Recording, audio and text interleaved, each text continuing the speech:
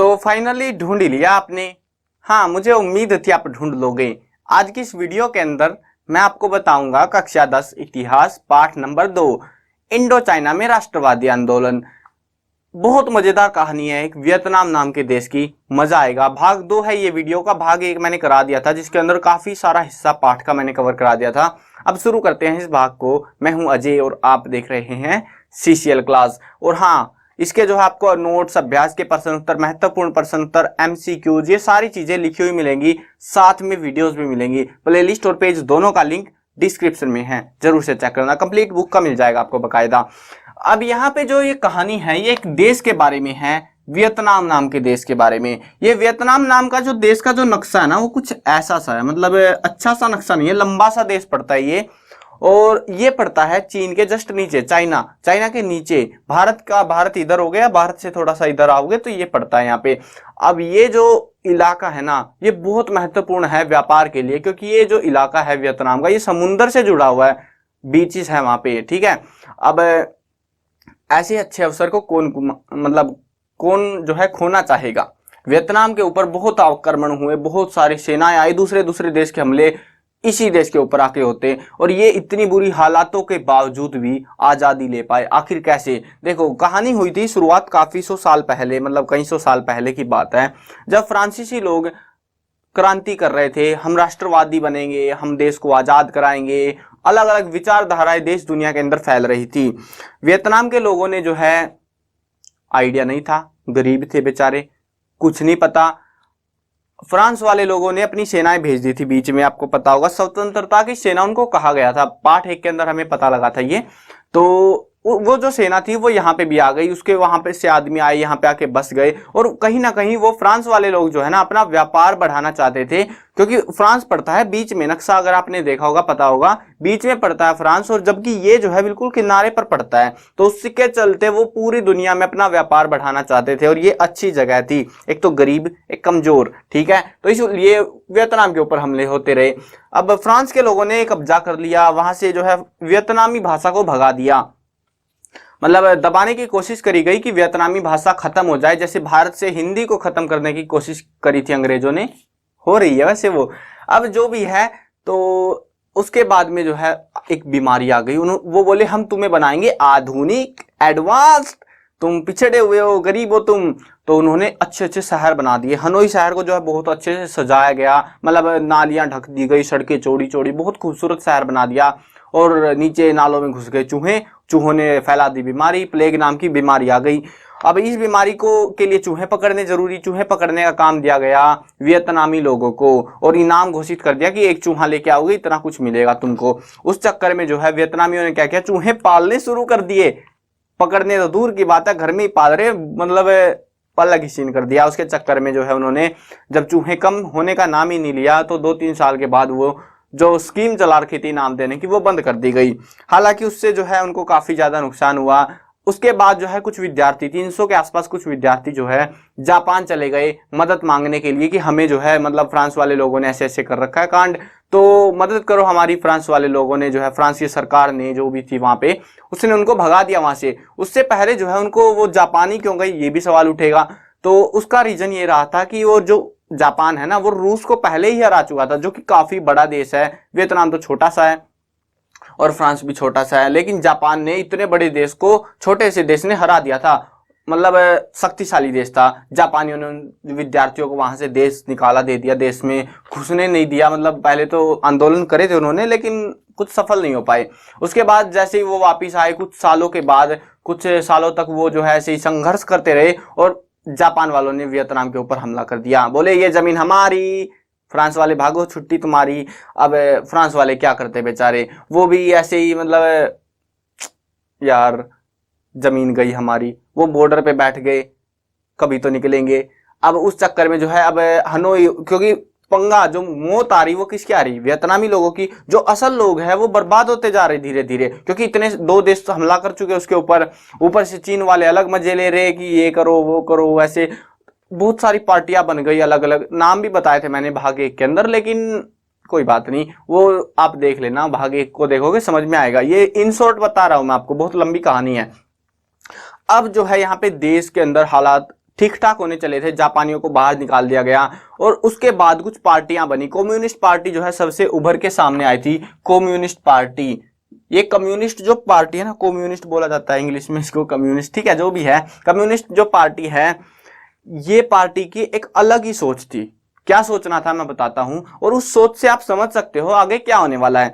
देखो, सोच थी कि जो काम फैक्ट्रियों के अंदर या कहीं पर भी हो रहा है, बनाने वाले कौन है? मजदूर। तो वो जो सामान जो बनाएंगे वो मजदूरों का होना चाहिए। हालांकि उनको जो है तनख्वाह मिलती है जो कि बहुत कम है, तो उनकी या तो तनख्वाह ज्यादा होनी चाहिए, क्योंकि मेहनत तो सारी वही कर रहे हैं। तो उस चलते जो है यहाँ पे देश के अंदर कम्युनिस्ट पार्टी का दबदबा बढ़ने लग गया था, क्योंकि गरीब थी, गरीबी, और सबको चाहिए पैसा या फिर बोले तो आराम, और उस चीज के चक्कर में कम्युनिस्ट बढ़ता चला गया देश के अंदर। अब देश जैसे ही आजाद हुआ, भारत से जो है 2-3 साल पहले, ये 1945 के अंदर आजाद हो गया था। आजाद इन द सेंस जापान को भी निकाल दिया, फ्रांस को भी निकाल दिया, सब निकल गए देश से। लेकिन आजाद हुआ था किराए पे, रेंट पे हुआ था, मतलब किसी के साथ समझौता कुछ नहीं हुआ, बस आजाद हो गया कहने को।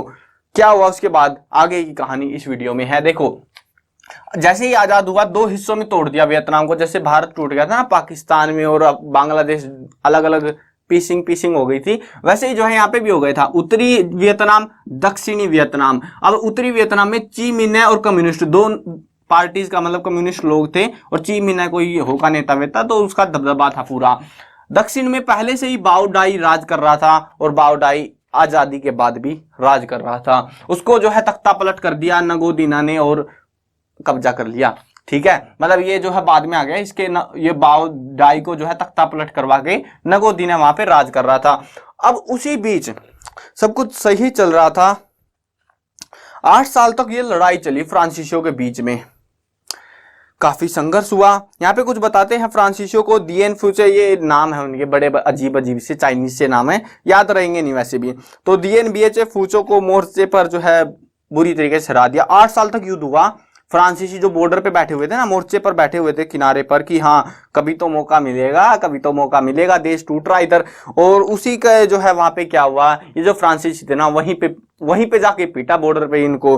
अब यहाँ पे बताते हैं 1953 में जो है कमांडर जनरल हेनरी नार्वे, ये कोई नाम होगा, नावारे, तो 1953 में इसने ऐलान कर दिया कि हम जीत के करीब हैं, हम जीतने वाले हैं। फ्रांसीसी ने कोई लीडर था, ये कमांडर था, जो हाई कमांड था जो सेना का, तो उसने घोषित कर दिया कि हम जीतने वाले हैं, बस थोड़ी सी और कसर बाकी है। लेकिन 7 मई 1957, 1 साल के बाद ही जो है क्या हुआ कि यहाँ पे जो है 16,000 से ज्यादा लोगों को कैद कर दिया गया, इतने ही लोगों को मार दिया गया। किसने मार दिया? वियतनामियों ने। बेटा आजा, तुम बहुत दिन हो गए तुझे इंतजार करते हुए, काट डाला वहां पे, कत्लेआम मचा दिया बिल्कुल। बॉर्डर पे भी नहीं टिक जाना तुम बिल्कुल भी। और यहाँ पे जो है 16,000 लोगों को कैद कर लिया, 16 कर्नल, 17,049 जो है अफसरों सहित पूरी कमांडर, जो भी सेना वेना पूरी, मतलब जो भी आदमी था वहां पे सबको कब्जे में ले लिया, या फिर जो ज्यादा बोला काट डाला बिल्कुल सीधा, बीच में कोई इधर उधर की चूक ना होने पाए। बुरे हालात हो गए थे देश के अंदर, देश टूट चुका था इन कांड के चलते, उत्तरी दक्षिणी में, इस वजह से टूट गया था ये, ठीक है ना। क्योंकि कुछ लोग चाहते थे, कुछ लोग फ्रांसीसियों के फेवर में भी थे, कुछ लोग नहीं थे, ऐसे अलग अलग विचारधाराएं देश के अंदर चल रही थी। अब यहाँ पे बताते हैं कहीं पूरे वियतनाम जो है, अमेरिका ने क्या किया। अमेरिका जो ये देश था, ये काफी विकसित देश माना जाता है, और आज भी विकसित देश है, मतलब कि ये वियतनाम से काफी ज्यादा आगे था। इसको डर था कि अगर ये कम्युनिस्ट जो विचारधारा है, ये अगर बाहर निकल गई वियतनाम से तो नाश हो जाएगा, और कहीं ना कहीं हमारे देश के ऊपर इस चीज का असर पड़ेगा। उस चीज के चलते अब फ्रांस वाले हार गए, पता ही आपको, जापान वाले हार गए, पता ही आपको, अमेरिका वालों ने युद्ध छेड़ दिया। वाह, कहां की लड़ाई कहां पहुंच गई। और ये अमेरिका वालों ने तो तोप, मिसाइल, बम, बारूद, जो कुछ मिला सब कुछ वहीं पे डाल दिया। बेटा आ जाओ, तुझे नहीं छोड़ेंगे, तुम्हारी सोच, तुम्हारे देश को बर्बाद करके रख देंगे। और एक B-52 एक विमान था, कोई जहाज था, लड़ाकू विमान, उस टाइम का सबसे तेज और सबसे मतलब बोले तो बम गिराने वाला जहाज यही था। इसका दबदबा था पूरा मार्केट में उस टाइम पे, और वो विमान जो है अमेरिका लोगों के पास था। ऐसे मतलब क्या किया गया, देखो आइडिया देता हूं आपको, अच्छे से समझ में आएगा। ये जो लड़ाई थी 1965 से 72 के बीच चलती रही, और लगभग यहाँ पे बताया जाता है कि 34 लाख के आसपास जो है यहाँ पे जो सैनिक थे ना, वो मतलब क्या बोलते हैं, अमेरिका के लोग थे, यहाँ पे आ चले थे। उसमें से जो है 7,000 महिलाएं थी, युद्ध होते गए, चलती रही लड़ाई, और जिसमें 47,000 सैनिक मारे गए और 3 लाख से भी ज्यादा घायल हो गए। और जिन वो 3 लाख घायल हुए ना, उनमें से लगभग 23,000 को की तो हाथ पैर टूट गए, मतलब अपाहिज हो गए, वो कुछ ना कुछ हो गया उनके साथ। मतलब देश के अंदर जो है, अब सीन क्या होगा जब आपके देश के नागरिक दूसरे देश में जाके लड़ेंगे, ऊपर से जो है उनको मारा जा रहा है, पीटा जा रहा है, अपने ही नागरिकों को मतलब पिटवाने के लिए भेजा जा रहा है सीधा सीधा, तो देश में दंगे नहीं भड़केंगे? तुम ये कर क्या रहे हो, कैसे नेता हो तुम? तो वही हो गया, वहां पे जो है आंदोलन छिड़ गया अमेरिका के अंदर। बोले ये क्या कर रहे हो तुम, हमारे बच्चों को मरवा रहे हो, ये हो, पहले मोर्चे पर भिजवा दिया तुमने। और लोग शांत हो गए थोड़े दिनों के बाद। क्यों? क्योंकि जो गरीब थे ना, अमेरिका के गरीब लोग थे, उनके बच्चों को वहां पे भेजा जा रहा था, जिनको ऊपर सरकार को कुछ फर्क ही नहीं पड़ता, मरे जिए, कोई अमीर लोगों को कोई फर्क ही नहीं पड़ता। तो वो जो है बच्चे वहां पे जा रहे थे और नौजवान बच्चों को बलि चढ़ाया जा रहा था सरेआम, जानते हुए। उनको बस गरीबी थी तो मजबूरी में जा रहे थे, वो भी सोच रहे थे कुछ पैसा वैसा मिल जाएगा। अब ये सीन पूरे देश के अंदर चल रहा था। यहाँ पे कुछ 1968 के अंदर कुछ फिल्में भी बनाई गई, ठीक है, जिसमें से जो है ग्रीन बैरकेट, इस एक ऐसी फिल्म बनाई, जॉन वेन की फिल्म है ये, और इसमें बताया गया कि ऐसे ऐसे जो है, मतलब होता ना जैसे भारत की फिल्म है, भारत की सेना को जो है वैसे बढ़ा चढ़ा के दिखाया जाता है, वैसा ही हुआ वहां पे भी, उसकी सेना को, अमेरिका की सेना को बढ़ा चढ़ा के दिखाया गया। और लोग जो बच्चे थे वो प्रोत्साहित हुए, जंग में भाग लेने के लिए पहुंच गए, हमें भी गोली चलानी है। अब ये जो गोली चलानी थी ना, ये महंगी पड़ने वाली थी। इतनी सारी सेना वहां पे जो जाके मरे जा रही थी, और जिससे लोग ज्यादा भड़क गए। अब उसके बाद एक और फिल्म आई थी कुछ 2-3 साल के बाद में, उस फिल्म ने बताई सच्चाई, कैसे लोगों को काट दिया जा रहा है, बिल्कुल मारा जा रहा है बेरहमी के साथ में। और ये चीज देख के लोग थोड़े से और घबरा गए। उससे पहले आपको पता होगा, पहला विश्व युद्ध हुआ, दूसरा विश्व युद्ध हुआ, मतलब देश वाले जो नागरिक थे ना, वो मारकाटी देखे जा रहे हैं, उनको कुछ ज्यादा अब असर तो पड़ रहा था, लेकिन अब जो है उनको शांति का मौका मिला था, और वो शांति अमेरिका के जो अधिकारी थे उन्होंने खो दी थी। अब यहाँ पे जो है ना पूरा मतलब मामला गरमाया हुआ था, पूरी कंडीशन खराब हुई पड़ी थी। अब यहाँ पे एक आइडिया देता हूँ मैं आपको, क्या सीन चल रहा था यहाँ पे। जो सेना थी ना अमेरिका की, जहाज भी थे अमेरिका के पास, तो तब भाई कहाँ पे जो मौत का तांडव चल रहा था, वो सारा वियतनाम के अंदर चल रहा था। ये वियतनाम कुछ ऐसा सा पड़ता है, और यहाँ पे जो है ना, ये जो रास्ता था ना, ये वाला रास्ता, तो ये रास्ता बाहर से था, और इसमें जो है अलग अलग ऐसे चौकियां सी निकाल दी देश के अंदर। और जो ये पूरा रास्ता, ये ज्यादातर जो है लाओस और जो है कंबोडिया के अंदर था। लेकिन जो मेन जो ये स्टेशंस पड़ते थे, बहुत सारे स्टेशंस बनाए गए छोटे छोटे, ताकि जो हमले हैं उनको रोका जा सके। अब ये चीजें जो है, इसको बोला जाता है, ये पूरा रास्ता जो था ना, ये भूल भुलैया मार्ग बोला जाता था। मतलब जब जहाज वाले आते ना, जहाज में से बम गिराने या फिर तहस नहस करने रास्ते को, तो वहां पे जैसे ही जहाज तो चला जाता, थोड़ी देर 1-2-4 बम गिरा के भाग जाता, उसके बाद ये लोग उसको रिपेयर कर देते, ठीक फिक्स कर देते। और ऐसी मतलब बार बार उन्होंने कोशिशें करी उसको तबाह करने की, क्योंकि अगर रास्ता टूट गया तो यहाँ का कनेक्शन यहाँ से टूट जाएगा, देश टूट जाएगा, बीच में से कनेक्शन नहीं बनेगा, तो देश को जीतना आसान हो जाएगा। बार बार कोशिशें करी, जितनी बार जहाज आता इसी रास्ते पर बम गिरा देता, वो लोग फिर से फिक्स कर देते, वो फिर से बम गिरा देता, वो फिर से चिपका देते रास्ते को। और ऐसा बहुत कोशिशों के बाद भी वो वहां पे सफल नहीं हो पाए उस रास्ते को बर्बाद करने में, जिसका नतीजा ये हुआ कि पिट रहे थे अमेरिका वाले, बहुत बुरे वाले, ठीक है।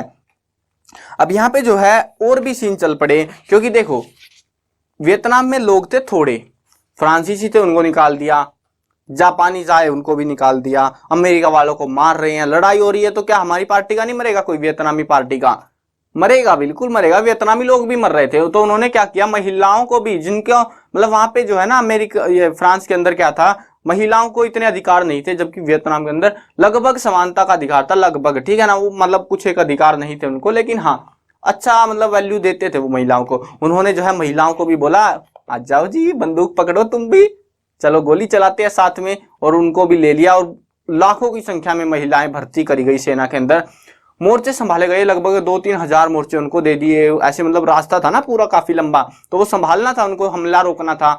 तो ऐसे करते हुए जो है उन्होंने वहां पे संभाल के रखी सिचुएशन। लड़ाइयां हुई बहुत सारे जो है उपन्यास, कहानियां, कविताएं, बहुत सारी चीजें उनके ऊपर लिखी गई।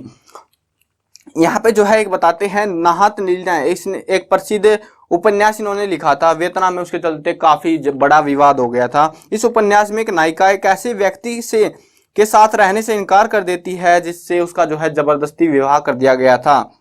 उसे छोड़कर वह अपनी पसंद के व्यक्ति से जो है विवाह कर लेती है, उसके पास चली जाती है, जो कि सेना में भर्ती था। मतलब वहां पे कहीं ना कहीं ऐसी विचारधारा को दिखाया जा रहा था कि सेना को जरूरत है, सेना में लोगों को, और उनको प्रोत्साहन की जरूरत है ऐसा दिखाने के, और लोग भड़क गए उस चक्कर में। मतलब पहले ही मर रहे हैं, लोगों को ऐसे गुमराह ना किया जाए, ठीक है। सच्चाई ऐसे और भी बहुत सारी महिलाएं आई, यहाँ पे बताते हैं ट्रंग बहनें आई जिन्होंने 30,000 लोगों की सेना जुटा ली। और वो सेना जो है, क्योंकि चीन वाले भी मजे ले रहे थे, पीछे पीछे वो भी मार रहे, उधर से वो मार रहे, ऐसे इतनी सारी मार सहन करने के बाद अब ये जो ट्रंग बहनें थी ना, इन्होंने 30,000 की फौज जुटाई, हमला कर दिया। अब छोटी सेना थी, कहाँ ही जीतती है ना, वो हार गई। और हारने के बाद में उन्होंने खुदकुशी कर ली, उनके हत्थे नहीं चढ़ी वो। उसी के अलावा यहाँ पे बताते हैं त्रियु अय्यू, ये कोई थी, और इन्होंने भी काफी बड़ी संख्या में जो है आदमी, ये जो सेना जुटा ली, और उसके बाद उन्होंने हमले कराए। जब वो हार गई तो पानी में डूब के मर गई, सुसाइड कर लिया उसने भी। यहाँ पे जो है योद्धा औरतों के बारे में भी काफी सारी चीजें बताई जाती हैं। यहाँ पे बताते हैं न्यूगिनिया थी सुआन नामक महिला के बारे में बताया जाता है। उसके पास केवल 20 गोलियां थी। कितनी? 20 गोलियां। और उसने एक फाइटर जेट यानी कि लड़ाकू विमान को 20 गोलियों में मार गिराया था। वाह, क्या निशाना था। अब जो भी था, महिलाओं के चर्चे चारों तरफ थे। समय बीतता गया, अमेरिका वाले हार गए। और 1974 की बात है, ये भूल भुलैया मार्ग समझ में आ गया ना, ये वाला रास्ता था, इसको बोला जाता है भूल भुलैया मार्ग। 1974 में एक पेरिस समझौता हुआ। इस समझौते के तहत जो है अमेरिका को वहां से निकलना पड़ा, हमले रोकने पड़े, क्योंकि लगभग 10 साल हो गए थे लड़ाई होते हुए, और अमेरिका वहां पे टिक भी नहीं पा रहा था। वियतनामियों ने बहुत बुरी तरीके से उनको पीट के भगा दिया था। ये चल रहा था यहाँ पे। अब शांति समझौता हो गया। और हाँ, कमाल की बात ये थी, ये पहला युद्ध था, ये जो वियतनामी और अमेरिका वाले लोगों का था ना, पहला ऐसा युद्ध था जो टेलीविजन के ऊपर दिखाया गया था। ये थोड़ा सा अमेजिंग सा फैक्ट है, पता होना चाहिए, ठीक है। तो पहला युद्ध था ये, और जनवरी 1974 में हुआ था ये पेरिस समझौता, जिसमें जो है हस्ताक्षर हो गए कि अब जो है टकराव को खत्म कर दिया जाए। और यहाँ पे जो है क्या हुआ, साइगन शासन एनएफएल के बीच टकराव अभी भी जारी रहा। और ये जो एनएफएल था, ये भी 1975 में भगा दिया गया देश से, और ये भी कब तक ही टिकता है यार। और वियतनाम जो है, 2 हिस्से जो टूट गए थे, उत्तरी वियतनाम, दक्षिणी वियतनाम, आओ साथ साथ हम भाई भाई जुड़ गए, फिर से टूटे नहीं रहे वो, और एक ही वियतनाम बन गया वापिस से, जो कि अच्छी बात थी। यहाँ पे ऐसा नहीं हुआ भारत के अंदर, कमाल की बात ये नहीं थी, लेकिन यहाँ पे ऐसा हो गया था। यहाँ पे उत्तरी और दक्षिणी वियतनाम दोनों वापिस में जो है आपस में जुड़ चले थे, और एक नए दोबारा से राष्ट्र का निर्माण हुआ। मतलब अब देश सारे हमलों से, क्योंकि अमेरिका वाले टांग अड़ा थे, वो भगा दिए, जापान वाले थे वो भगा दिए, फ्रांस वाले थे वो तो भगा ही दिए। अब इतने युद्ध में कौन टिकेगा। तो सब हार गए, जीत गए वियतनामी लोग। वियतनाम के अंदर आजादी आ गई, वही आजादी जिसके बाद उनको कानून बनाए गए और सारी चीजें हुई, जैसे भारत के अंदर 1948 में आ गई। उनको हमसे भी पहले मिल गई थी, लेकिन अमेरिका वालों ने छीनने की कोशिश करी, और जिसका उन्होंने डट कर मुकाबला किया।